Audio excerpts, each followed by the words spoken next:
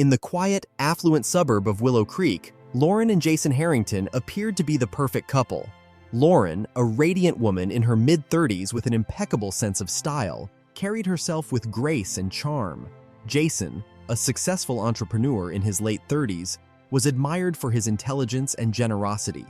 Together, they lived a life of luxury, their days filled with elegant dinner parties and enviable vacations. But beneath their polished facade, cracks were beginning to form. Lauren, once deeply in love, now found herself lonely and unfulfilled. Jason's work consumed him, leaving little time for their marriage. Seeking distraction, Lauren began attending gallery openings in the city, a world of beauty and creativity where she hoped to reignite a spark of passion in her life.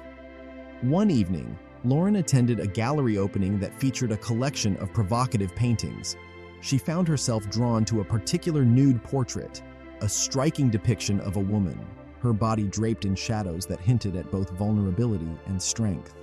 Lauren stood in silence, captivated, as the painting seemed to reveal layers of untold stories. "Beautiful, isn't it?" a deep voice said behind her.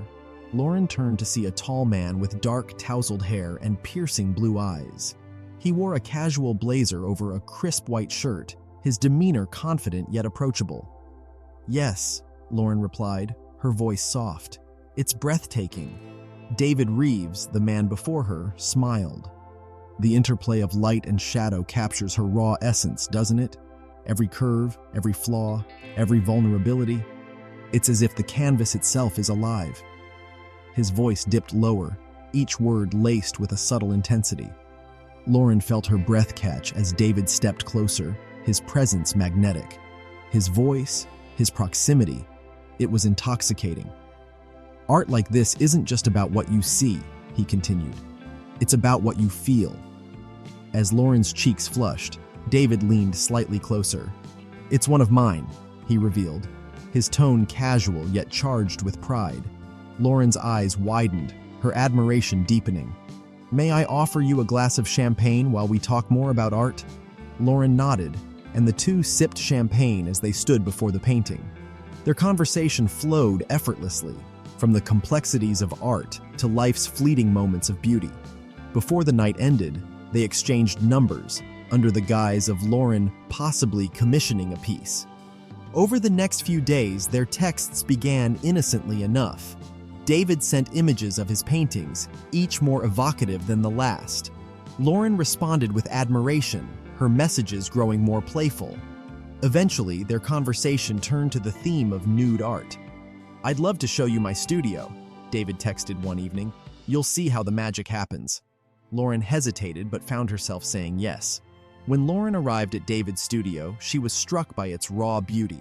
Canvases leaned against the walls, and the air smelled faintly of turpentine and paint. In the center of the room, David was at work, his focus intense. He was painting a nude model, a woman who reclined on a chaise, her body draped in soft fabric.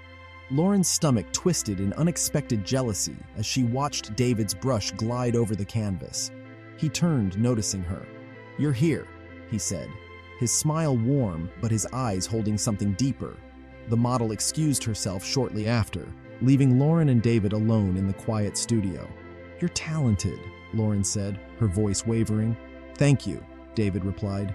"But tonight, the only thing I see is you." He stepped closer, his fingers lightly brushing her arm. The air between them thickened, and before she could stop herself, she leaned in. Their lips met, a kiss filled with unspoken longing. Suddenly, Lauren pulled away, her cheeks flushed. I can't," she stammered, grabbing her bag and leaving the studio. Despite her guilt, Lauren found herself drawn back to David. Their messages grew more intimate, and soon he made a bold proposition. "Let me paint you," he said. "Let me show you how I see you." Lauren hesitated for days, but ultimately agreed. On their second meeting, David prepared the studio with care.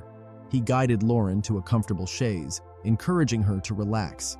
As she disrobed, her heart raced, not just from the vulnerability of her bare skin, but from the way David's eyes lingered on her with reverence. The session began with quiet professionalism. David sketched her form with precision, his focus unwavering. But as the hours passed, The intensity of his gaze broke down the walls between them. He set down his brush and approached her, his hand gently grazing her cheek. "You're exquisite," he whispered.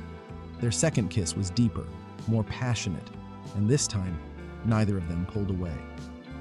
As their bodies intertwined, the lines between art and desire blurred, their forbidden connection igniting like fire. Lauren tried to compartmentalize the affair, but guilt began to creep in. Jason, ever perceptive, noticed her distraction. One evening, he confronted her. "You've been distant, Lauren," he said. "Is there someone else?" Lauren denied it, but Jason wasn't convinced. He hired a private investigator who quickly uncovered the truth. Armed with photos of Lauren and David, Jason's anger simmered beneath the surface. Instead of confronting her, Jason crafted a plan. He invited Lauren to a romantic weekend getaway, claiming he wanted to reconnect.